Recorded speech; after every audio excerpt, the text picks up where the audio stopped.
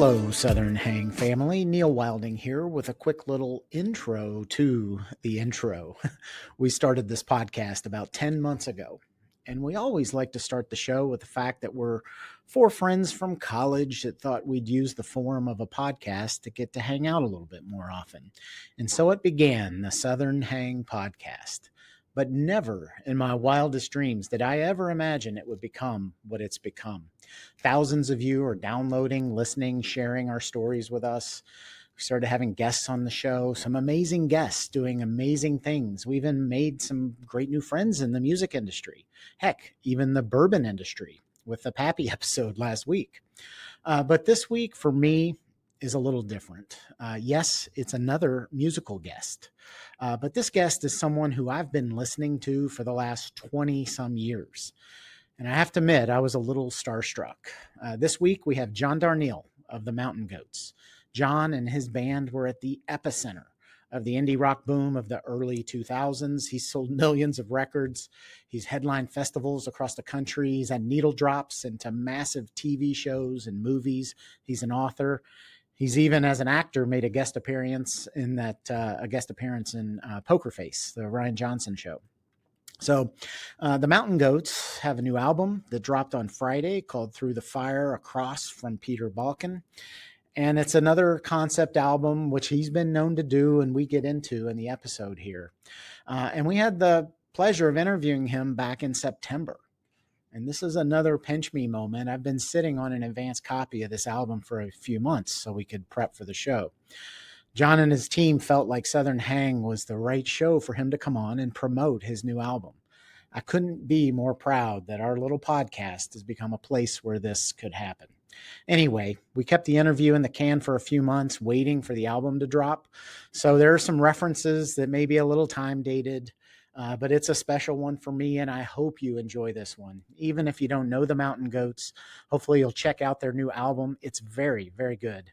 And they are an absolute powerhouse in the indie rock scene. So without further ado, and I never thought I'd say this, Mixmaster Craig, cue the interview with John Darnielle of the Mountain Goats.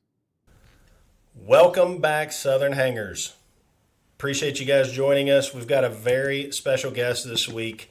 Novelist, musician, Indiana Hoosier.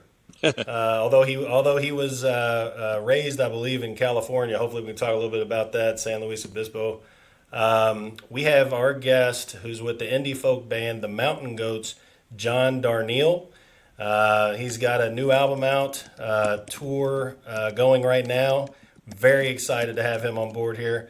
And John, welcome to the podcast. Thank you, man. How are you? We're good. Doing great, man. Welcome. Got Neil Wilding, Brian Redmond, Sherman Brown all on. We're excited here, guys. John, tell us a little bit about what's going on with you. Well, I am trying to get a bunch of stuff done all at once. You know, just enjoying. It's funny. I think you guys are all considerably younger than I am, but I'm at a phase where I'm really just enjoying. You know, like if I have an irritating day, that's kind of a good day too. You know what I mean? It's like yesterday was a lot of medical. It wasn't real fun, but at the same time, it made me grateful for everything else. So that's what I'm doing. Reading a German novelist named Wolfgang Hilbig and getting into his stuff. You know, and obviously got a new record to tell people about. Awesome. John, I appreciate you think that we're younger than you. So oh, you are younger than me. I'm looking at y'all. And if there's one of you over 50, I'm surprised. I think we're at least two of us. Yeah. Oh, really? Okay. I'm 50 this month. We've got good filters. Happy birthday. Congratulations. What day? Yeah, that's right. So this will be airing here a little bit afterward, but I'm September 28th. All right.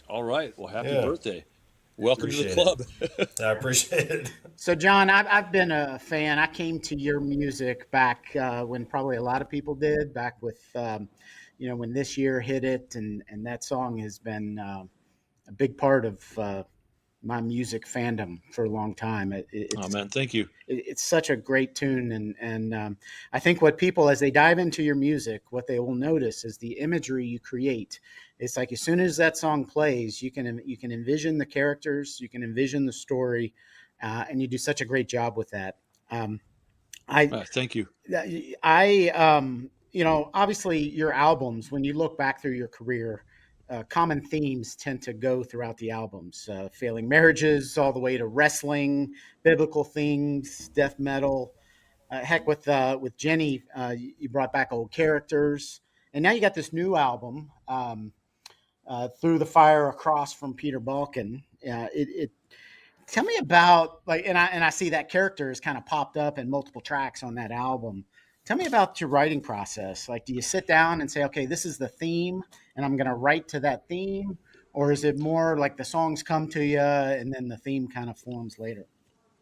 So, I want everybody to understand you can jump in wherever, because I come from a line of dudes who, once we start talking, and this makes people say I'm a good podcast guest or whatever, but like when I finish one of my inexhaustible sentences, I feel ashamed and empty. So you can jump in whenever, and I'm not going to go, oh my God, he interrupted me. It ain't like that. So, Cool. uh, but I don't have a single process. And that's one of my spiels that I have is like, I don't, like I will processes come and go. Like I used to write always sitting on the floor.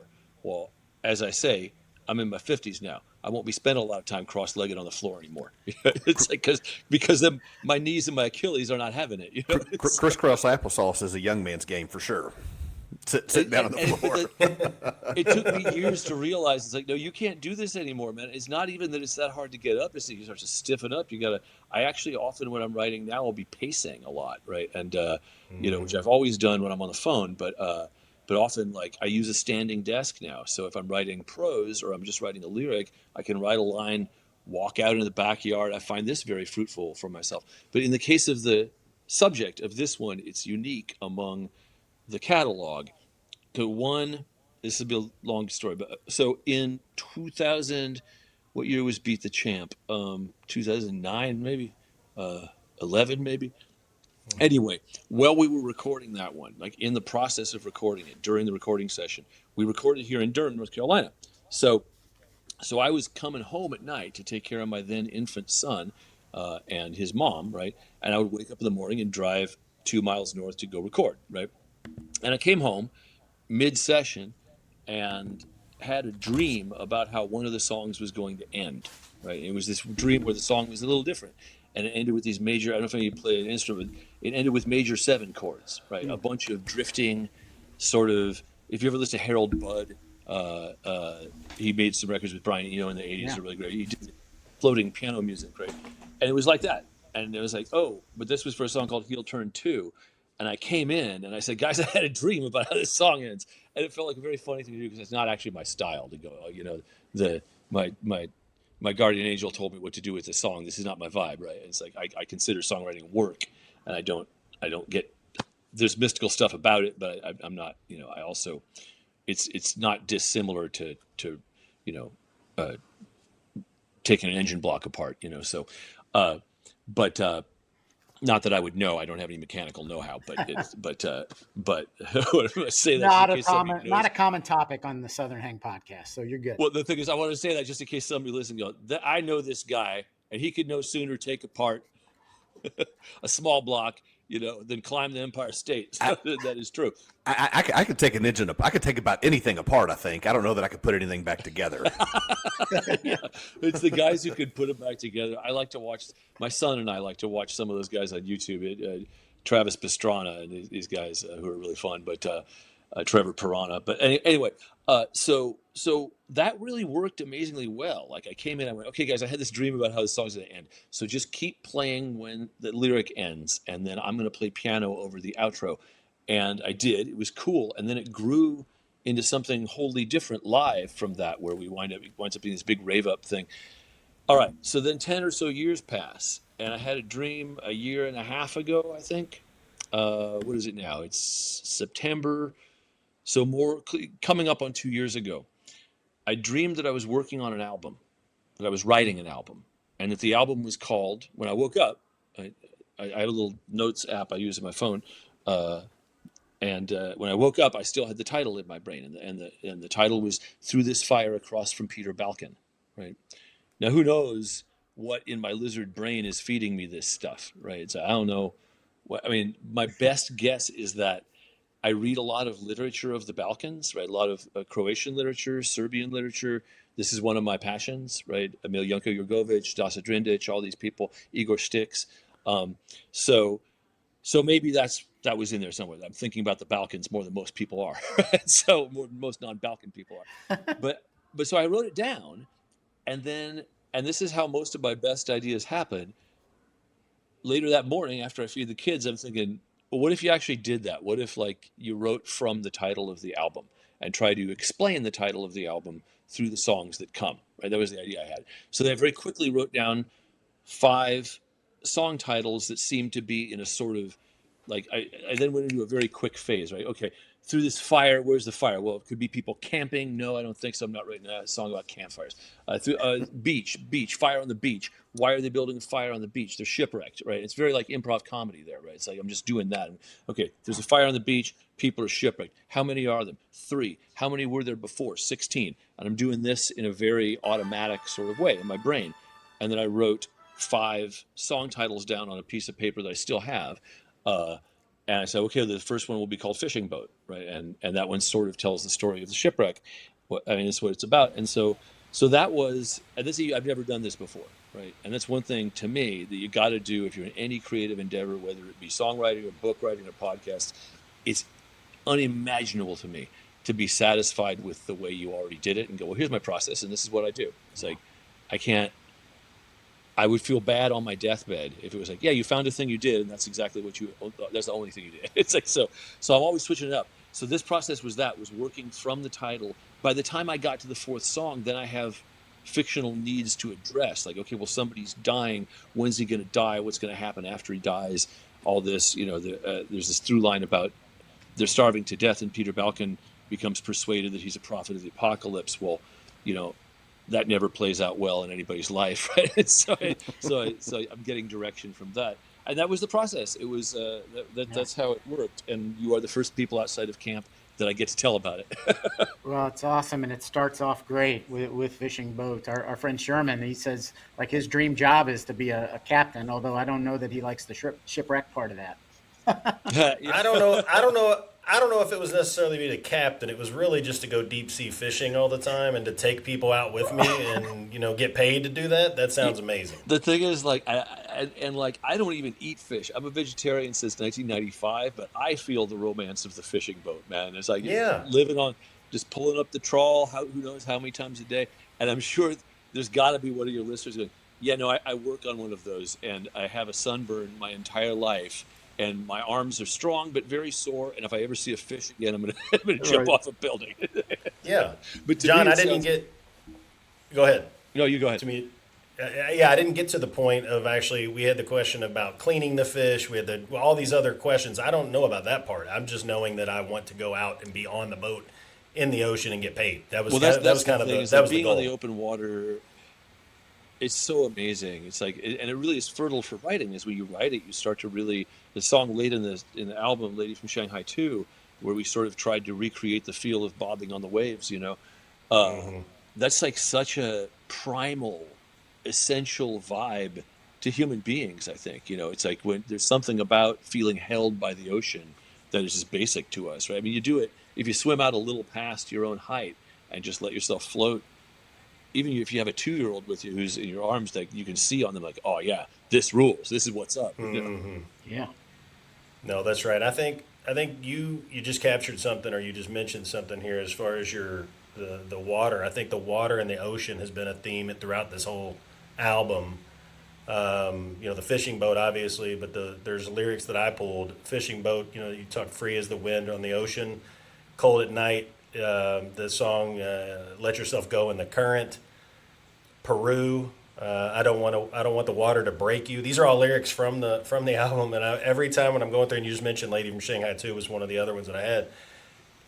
Is the ocean something that you intentionally pulled from here? With obviously it's through this through this fire with Peter Balkan, but where did that come from, or was that intentional, Well, or so do you they think are, that's the just something you plot were line tapping here is into? that they are 16 men set sail from Seattle on a fishing boat, right? And it wrecks, and only three of them live. Right, the other three are on.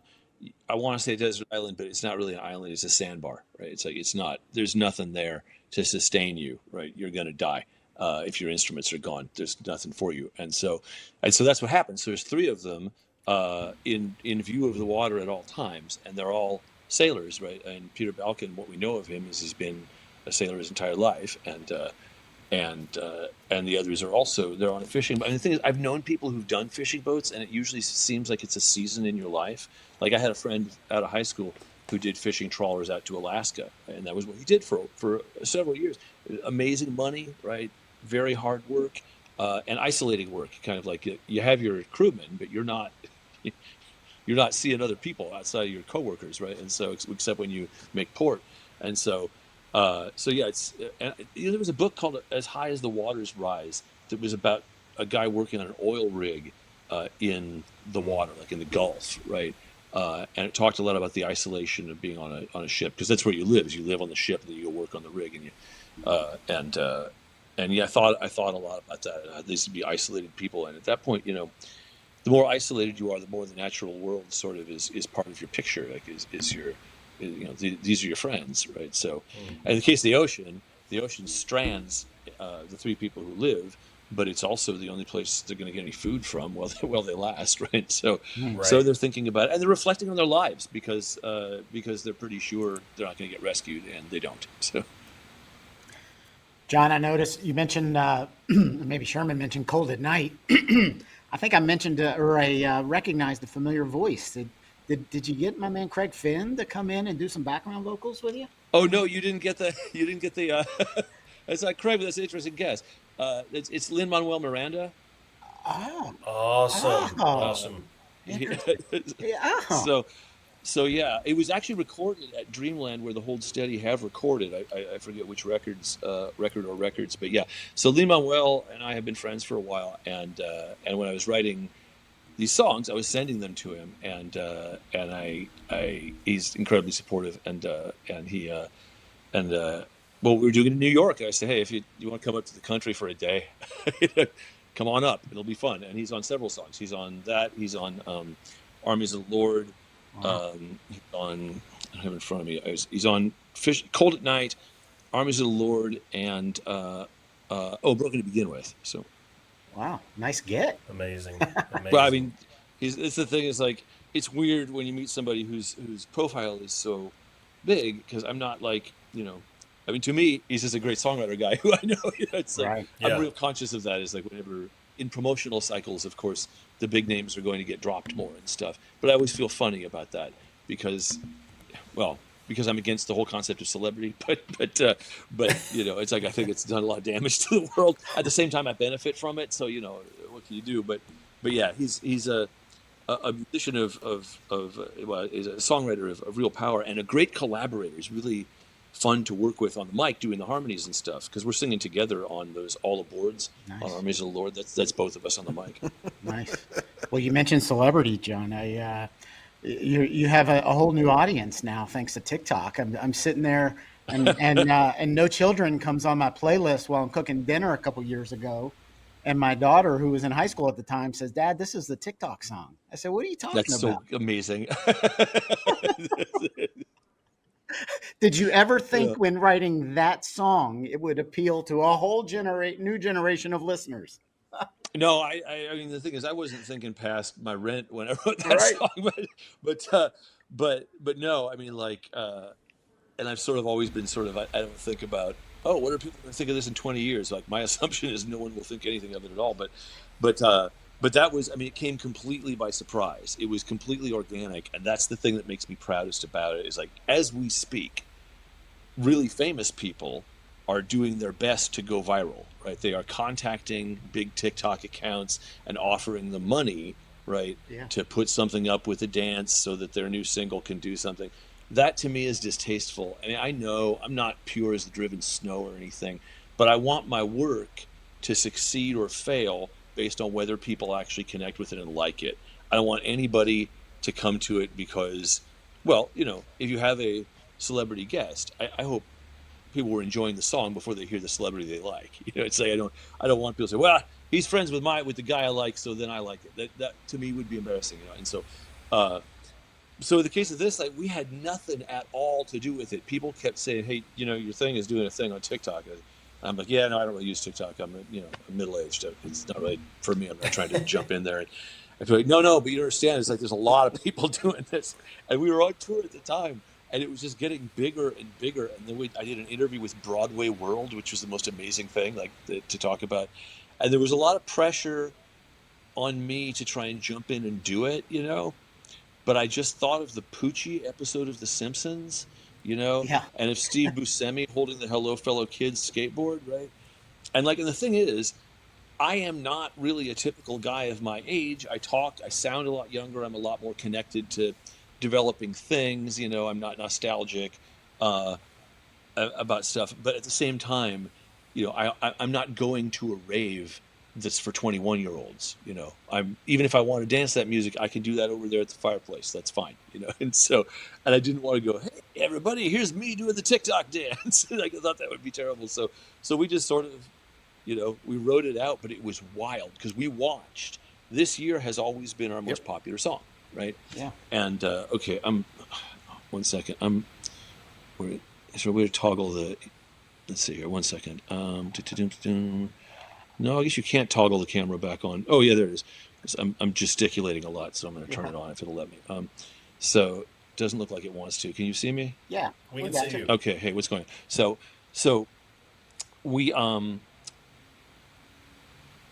like it's going up and up, it's getting bigger and bigger, and it's not anything I'm paying that much attention to. I don't even know what the dance is, but but uh but this year had always been the most popular Mountain Dew song by some distance, right? No Children was well liked in the audience. People liked it. We play it every night, although we didn't for the first like 5 years it was out or so. We didn't play it all that much, but then we worked it in. It becomes an encore song. It's one of our better liked songs, but it hasn't broken what I call containment. Right? It's like Mountain Goods people like it. Other people don't know about it, All right? right.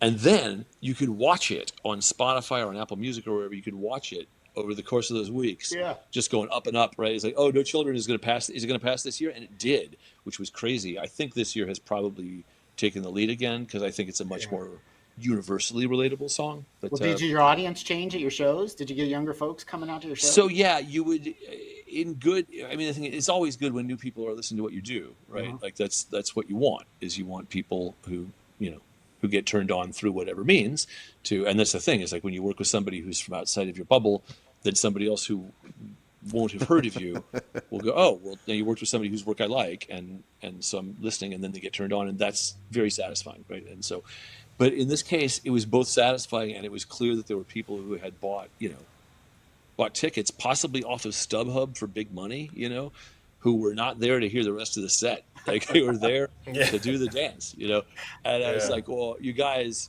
I'm not going to do No Children in the first half of the set. You'd have to be out of your mind to do that. And I mean, you would hear them. It's like they would be back at the back of the crowd talking about other stuff. They're waiting for their one jam, right? The Mountain Goats are not a band I mean, I think it's like that with a lot of bands who've had a single large hit, right? It's like a lot of the Mhm. crowd is there to hear Sister Christian, I guess, or I don't know what. I don't want to Yeah. tar anybody who doesn't consider themselves as leaning on their hits, But what we do is always growing, right?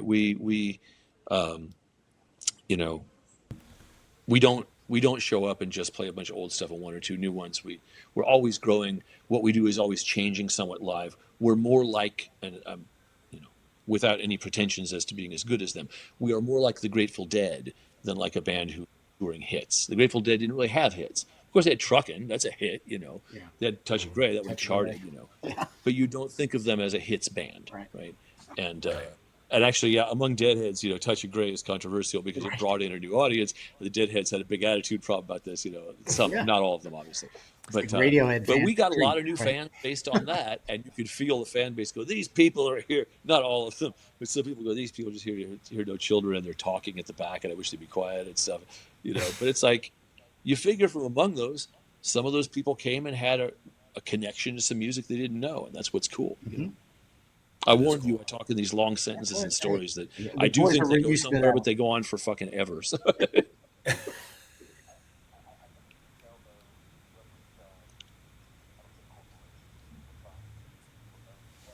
yeah.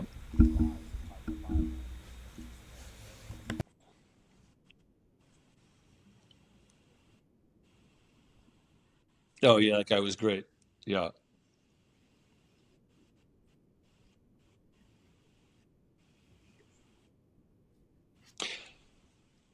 Yes, and the thing is, stuff like everybody likes I, stuff I like think you that. could But in tell, order to though, get you more stuff referenced, like that, you'd have to I don't reconsider say the whole corporations, but people system trying of how things to are thought promote, of, self right? promote, And to and you want drive to be some type sensitive. of Is like viral if you reconsider that scenario. whole But system, a lot of when it's people who organic and whose there's truly job that is, connection, you know, the who one make who support their what was it, families Fleetwood on, look, Mac?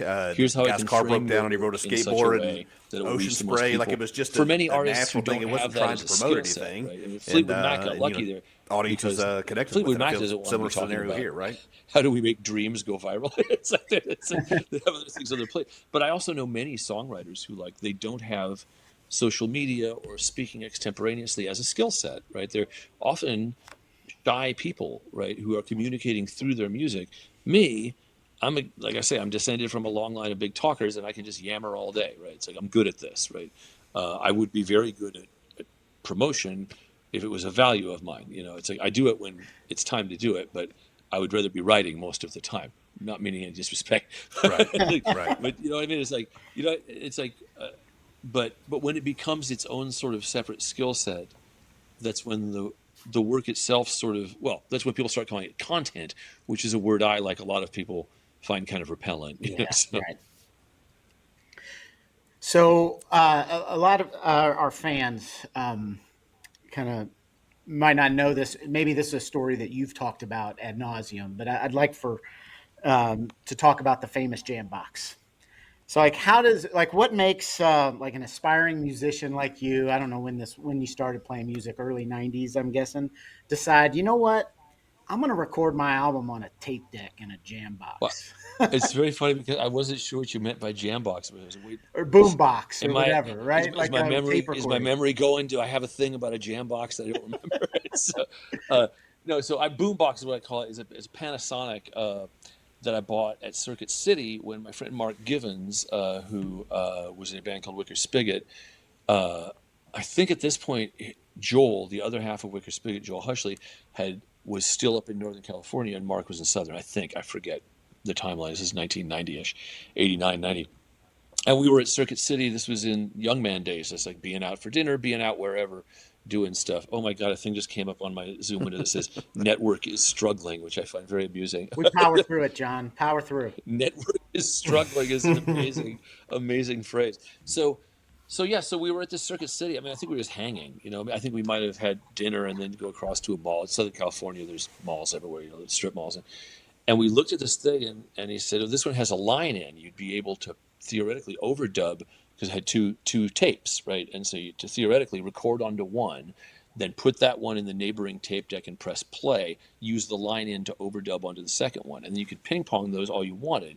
And that was the kind of technology that we, but especially Mark, quite interested in. Right? He had a Tascam, a 4-track, but like any way of doing that that might be interesting and potentially weird, which in the case of doing that, you wind up getting these artifacts and lag time, right? What happens is like you get things that are less and less in sync, and it can be really quite cool. Yeah. So I bought that. We recorded some stuff with the band that we were doing on that, and then he moved up to Northern California too, and that left just me and this thing. I was not an aspiring musician. I was a nurse. I intended to get a registered nursing license and make that my career. This was a thing I was doing in my spare time because I was young and single, just doing stuff, you know, and writing poetry. And I happened to buy a guitar from this really interesting store in Norwalk that was run by a couple of very old, largely blind brothers. So the lights were never on in there. It was next to a thrifty uh, and a Mexican restaurant in the strip mall. And I went in and they had a guitar. It said Hawaiian guitar. I said, man, there's some old, no make and model as I remember, and it's down in the basement now. But I bought it and I started putting the poems I was writing to music, and I had the boombox to preserve that on. Right, so I did that, and I liked the way it sounded. That was all. It was like it wasn't. I would listen to it. Oh, it's got its own energy and it's got its own thing. So Yeah. yeah. So that was it. But the thing is, like, this is where I have occasionally had people ask me for career advice, and I said, look, I'm not the guy. I have done very well, and I am very proud and very happy and grateful to have arrived at my station. But you don't want to take the path I took because that path involves being extraordinarily patient. That's hilarious. Go ahead, Red.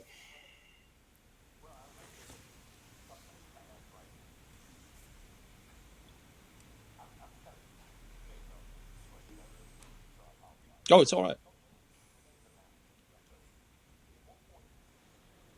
Yeah, that's when it's so the deal is I grew up in the 70s in Southern California and the early 80s, right? So I'm coming out of this post hippie era where, well, Well, I was going to like say this scene you did not talked about your inspire it, but this past, will right? explain it And to you. You've seen Animal House, right? Yeah.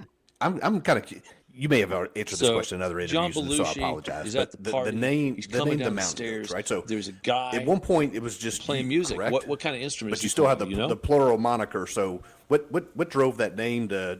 It's an acoustic guitar. It's an acoustic guitar, and he's playing "I Gave My Love a Cherry," which is a very old folk song, right? Belushi sees it and says, "Can I see that?" The guy hands it to him, and he really violently destroys it and hands him back the neck. And the reason that scene is there is Once or 100 because times, but there's yeah. this image of a guy with a folk playing folk music, and this is not a true image, but there's some truth in it, right? That that like the guy playing acoustic guitar at the party. Well, that Belushi guitar abused the is shit out of it. Was it a that's a tool to try ukulele? and I get the gave girls to my cluster around him, Was it who a are maybe guitar? avoiding other types of guys. You know, I mean, the thing is, like, folk music is also Had no awesome and stone. amazing, right? There's also that, right? But that's an image of a guy with an acoustic guitar that I have in 1990. I don't want to be John Darnielle, right?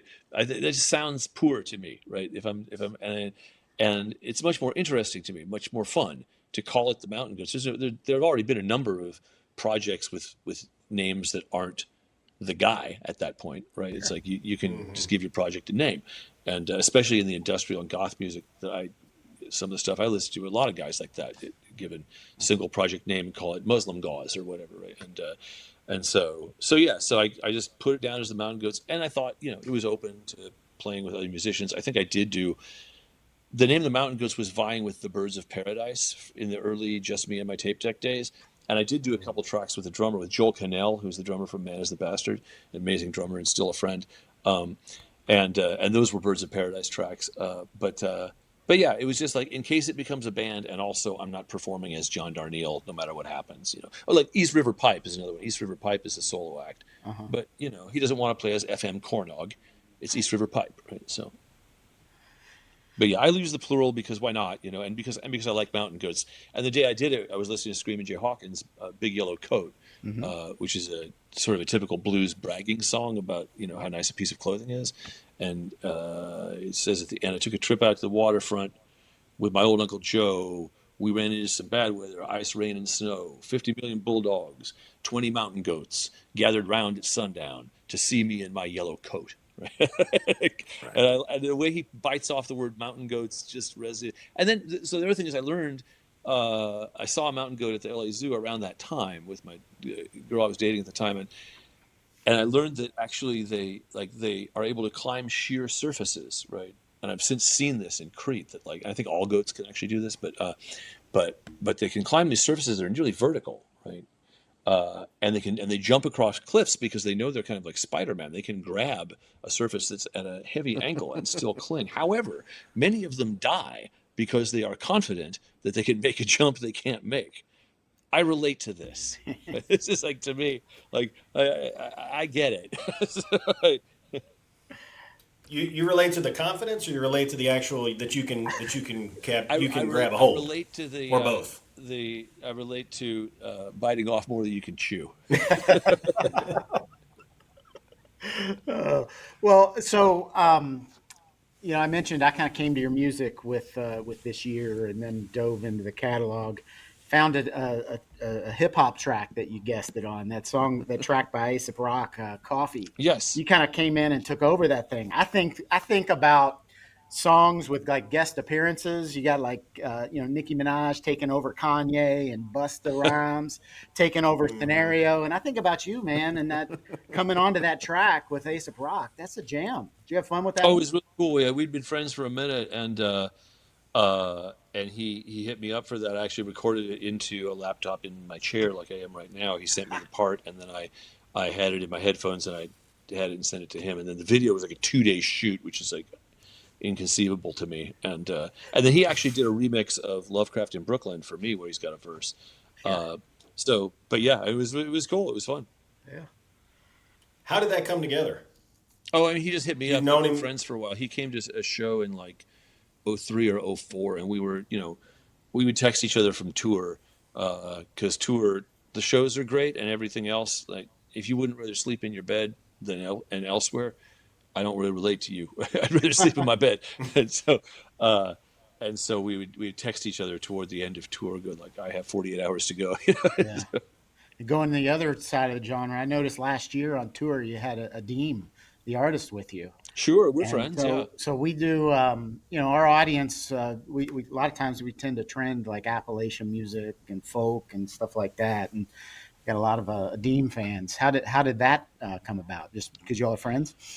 So I met Adeem in, I think, January, February of 2020.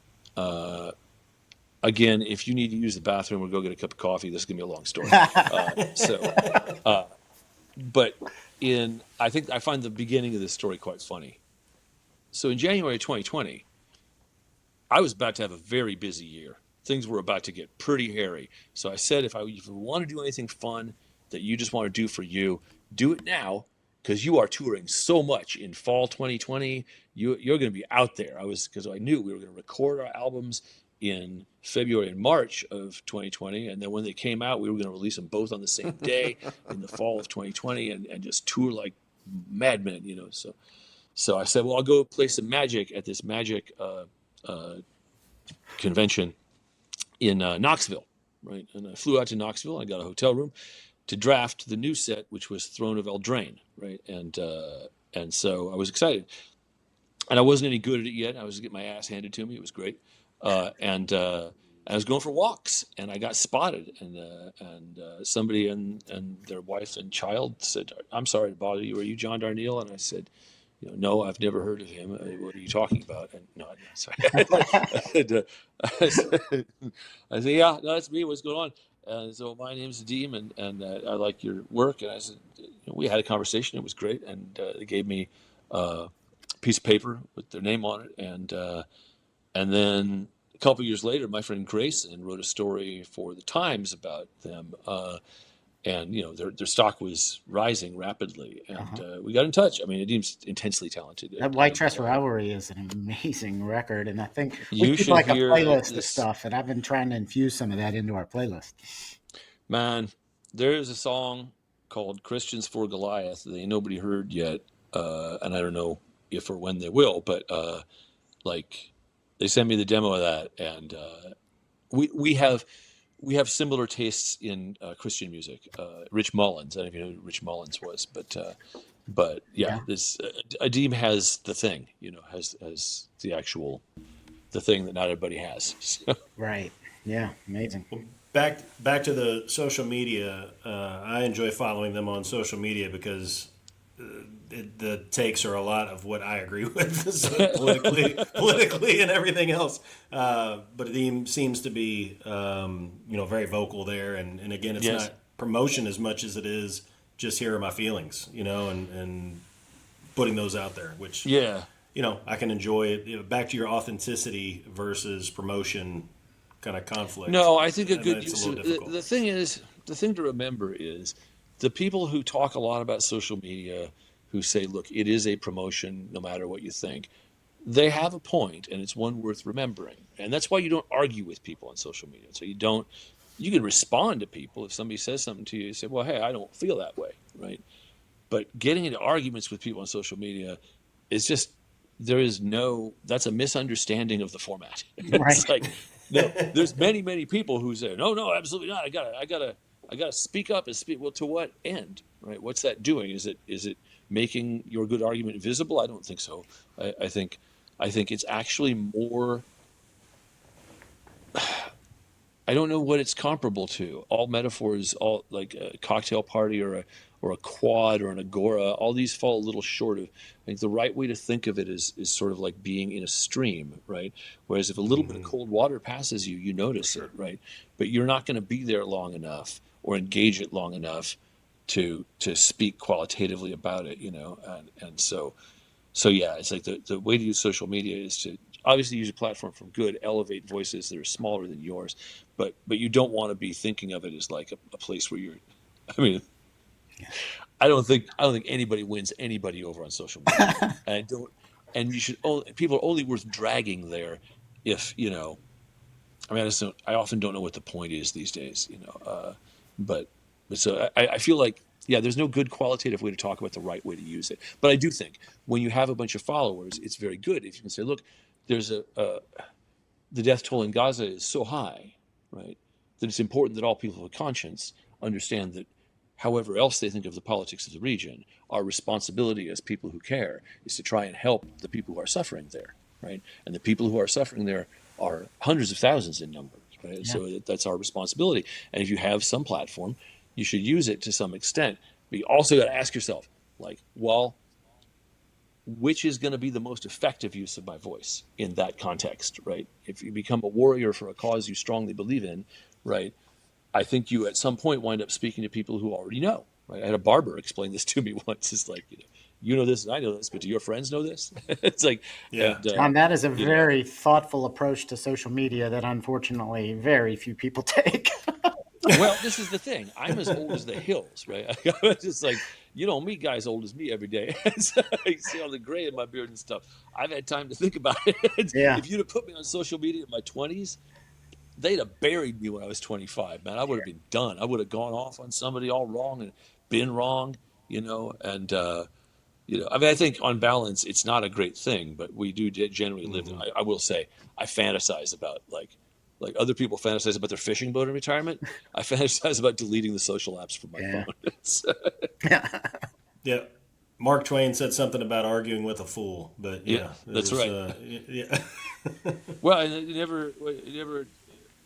Never argue with a fool because people that are watching won't know the difference or something like that Well, between yeah, the. and never argue with a pig. It just wastes your time and confuses the pig, right? That's it. That's it.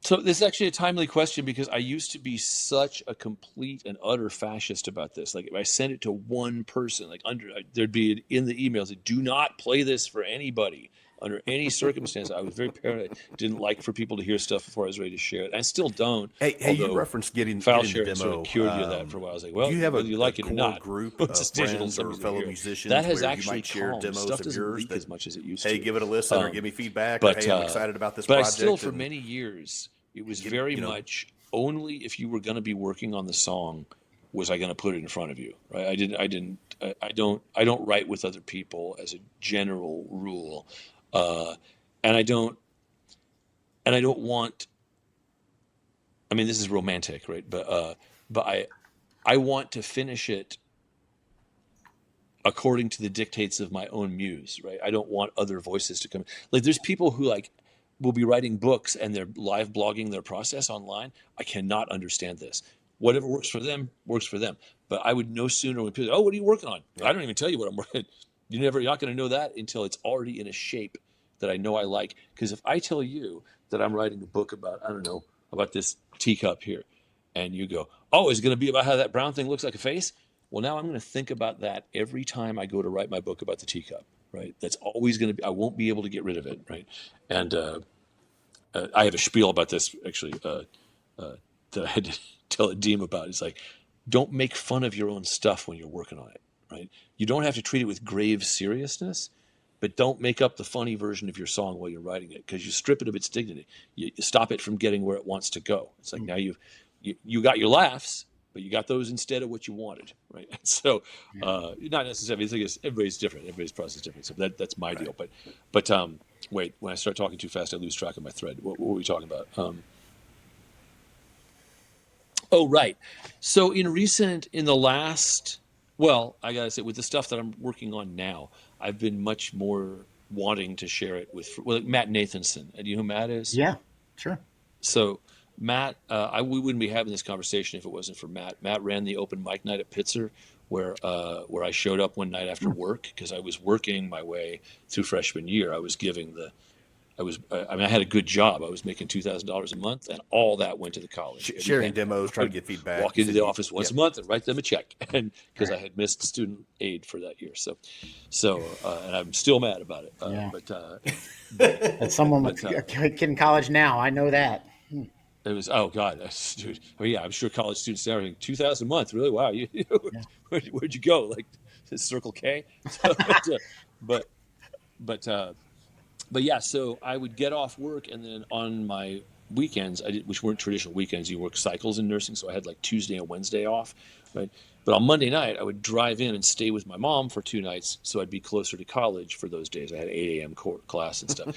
So, and open mic night was Sunday night. I had seen a flyer and I was writing these songs I was telling you about. I was like, well, if you go to the open mic night and none of these people who are a little younger than you, I went to college when I was 24, and nobody likes it, you won't have embarrassed yourself in front of anybody who knows you at all, and you can just not do it again, right? And so, but I worked until 11 o'clock. So I got off at 11. It was about 35 minutes to get into Pitzer, and I remembered to show up, which to me, my age now, is like, you did what?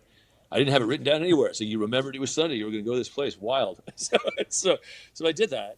And I showed up just as Matt was shutting down the night. And he said, if nobody has anything else, I guess we'll stop. And I said, oh, I got something. I said, what's your name? And I said, the Mountain Goats. And he said, what? And I said, it's my name's John, but it's the Mountain Goats. And he said, okay, John, the Mountain Goat Man. And he did that like every night for the duration of us doing this every Sunday night. But so I played like 2 or 3 songs. I had a lot of charisma at the time. I would not vouch for the songs I played today, but nobody who saw me play at that age forgot it. It was like I had a lot of energy, and it was, it, it was surprising to see a guy with an acoustic guitar show up and do what I did at that time. And he said, "Oh, you got to come back next week." And I said, "Sure." And I did, and it became a big thing. We were friends through college, and we completely lost touch afterwards. His manager for a long time was a fellow classmate who then became a known guy in the business, Jordan Curlin. So I knew Matt was around, right? But in 2007, I hit him up to play a show at Pitzer because Pitzer was asking me to play a show. We did, and we reconnected, and we stayed in touch somewhat after that. And then I wrote Fresh Tattoo in 2019. No, I want to say December 21, right? And I liked the sound of it so much, and I wanted to share it with Matt because it represented so much growth for me musically. This one song, Yeah. so different from what I used to do. And I texted him. I said, "Hey man, you should come to Tulsa when we record this in a couple months and sing on this." And we reconnected, and it was the most. It's one of the most beautiful things in my life, my friendship with Matt. So I send him like all my new stuff. I mean, God, I send Matt everything. It's like that's cool. because I love him. It's like I really, he's. If you ever get to meet Matt, he's one of the good guys, man. This is a guy worth knowing. And so I send him my stuff. Occasionally, if a song has a subject line thread that I think will amuse somebody, I will send it to them. I'm still a little protective, but I also these days, I used to wait until I had a whole album to share before I go, okay, guys, here's the new ones. Right now, I upload it all to a Dropbox. It's like as soon as I'm done with it, it's there. I don't think they look at it until I say, okay, there's a bunch in the Dropbox, and here's the date of the session. Go look. So, but yeah, so I'm not as cloistered as I used to be, but I still feel that it's letting too many voices into it before you know exactly what it wants to be is a decision you should at least make with some care. Awesome.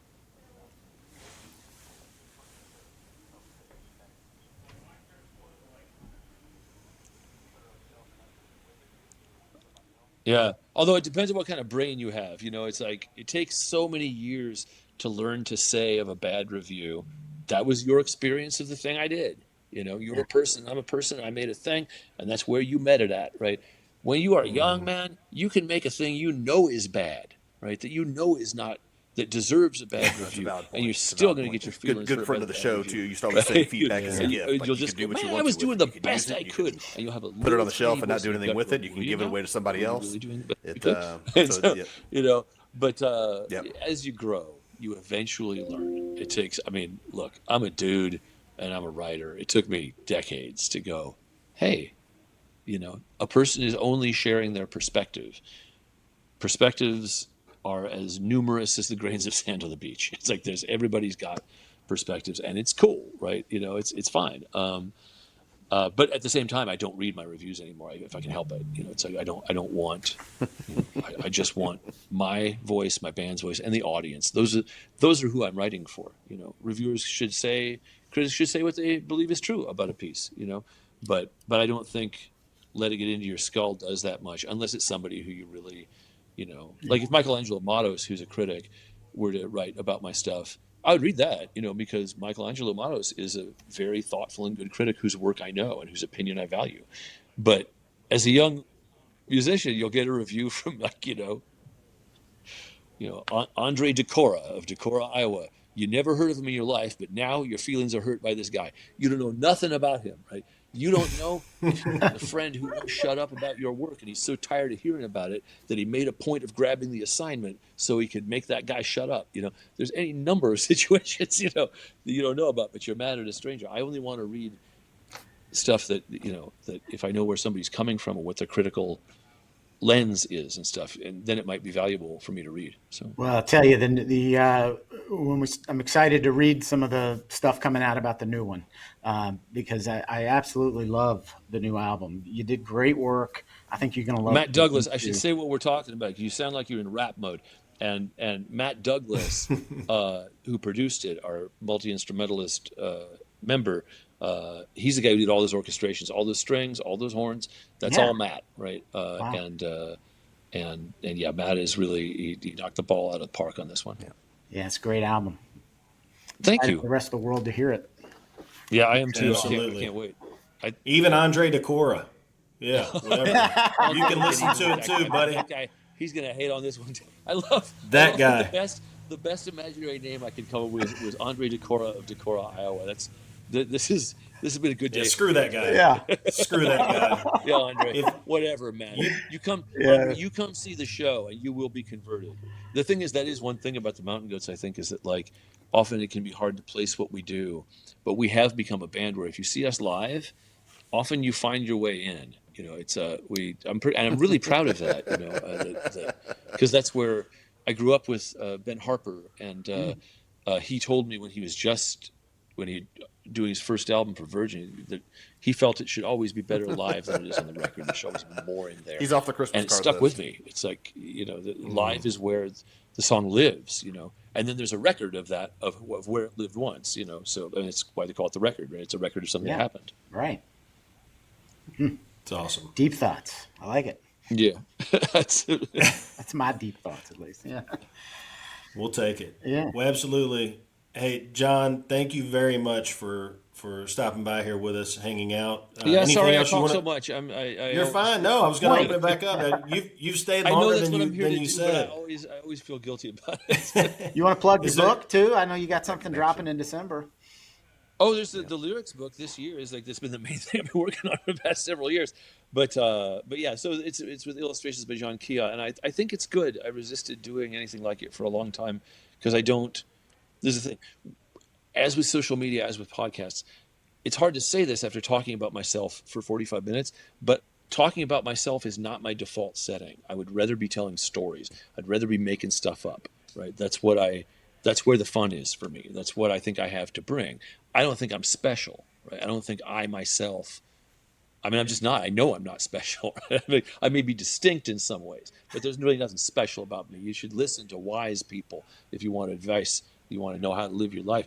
So there's often this pressure to write a memoir, and I say, well, yeah, and people don't. My life is not of importance, but the idea for a lyrics book where I could fold some personal anecdote into it, but there's also several fictional threads in it that I really like. There's this thread about these songs I wrote about Ozzy Osbourne that is one of my favorite things in the book. So I think it's a good book. That was my main goal. Was make a book that has my lyrics in it. That even if you didn't care about my lyrics, you'll enjoy the book. And I think I've done that. So Awesome. And I think that drops in December. I believe that is correct, but I don't know. Awesome. And the new album.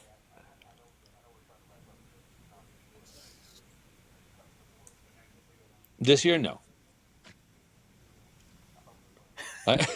Look, man, I am a Cubs fan. I could show you. Is there a place to drop pictures into the chat? I literally have been on the field. I got a tour with my son when he was 5, and we saw Rizzo. Jack went out onto Addison. It was my son will never forget it because it was I think it was the second pitch, and that Hey, thing. I know. Rizzo, I know we're trying to wrap there's a up here. reason why This is he didn't stay non-music with related. Cubs, right? Did the Cubs win the World Yeah, Series? Yes or no this year? We never get to keep guys like that. But I thought we were friends. But I mean, the thing is, this year in baseball, there's a lot going on, right? And I wouldn't. The thing is, the Cubs are now to speak. You got me started. To speak about the Cubs as a contender remains weird territory for me. My Cubs fandom is years and years and years of guys who, were you watching the game where they brought Gary Gaetti in to pitch? Back, Yeah, yeah, sure. that was a while ago. That We're was, it going was back. 1999, I think, or 2000. That was my Cubs. The Cubs who went through so many of their relievers that they had to bring in Gaetti to give up a grand slam, right? So, Yeah. and the Cubs fans chanting Gary when they see him in the what they call in the bullpen, right? So, Yeah. but yeah, I don't know what are the standings at right now. Let's do this real quick.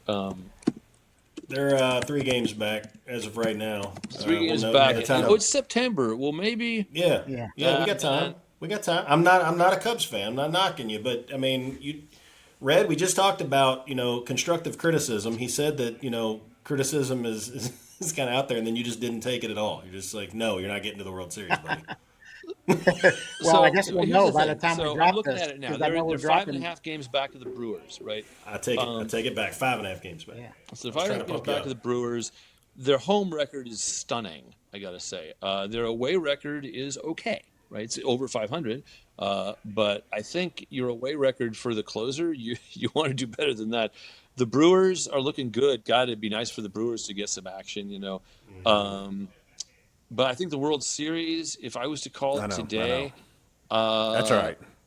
I mean, on the numbers, is the Brewers. My gut tells me the Phillies versus the Blue Jays. Awesome. So by the time we drop this, we'll know the answer because I think we're We'll going to know. drop We'll this. know in- that I was wrong. It's when We're right. Because when I announce a sports pick, your team is doomed. Yeah. Well, cool. When that was not true though was when everybody supported the Redskins over the Raiders in '84, and I was like, nah, the Raiders are winning this one. And I was only saying that because I was a Raider fan, but I mean, I took a lot of money from several people that year. There you go. Nice. That is nice. I mean, they were betting against Lyle Alzado and Marcus Allen. That's on them. Right. Well, hey, again, thank you. We appreciate you. Oh, the pleasure was entirely and mine. everybody. You guys are a fun hang. Interviews can, when it's a bunch of questions from a sheet, it can really be where you go, well, Yeah. I mean, this could have been an email, but this I enjoyed.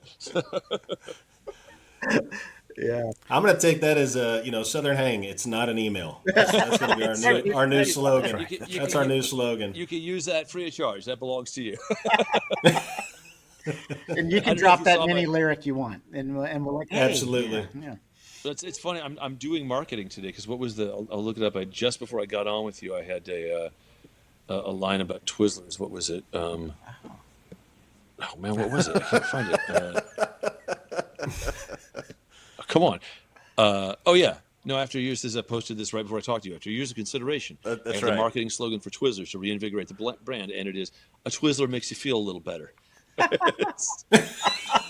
Which is true. It's absolutely true. Sure. Feeling down, have Twizzlers. It's not going to fix you. Make you feel a little better. Make you feel a little better. That's perfect. You got to say that with a That's little my Southern unforeseen accent. pivot into folksy marketing. That's what it's going to be. That's right. Cool. We'll take it. Twizzler, if you're listening, send the money to hit John a man Darnielle. up. I won't settle for That's anything right. less than president of marketing, but I am open. I'm available. And if you too crave a 30-year growth arc, that takes a while to get where you're going, hit me up.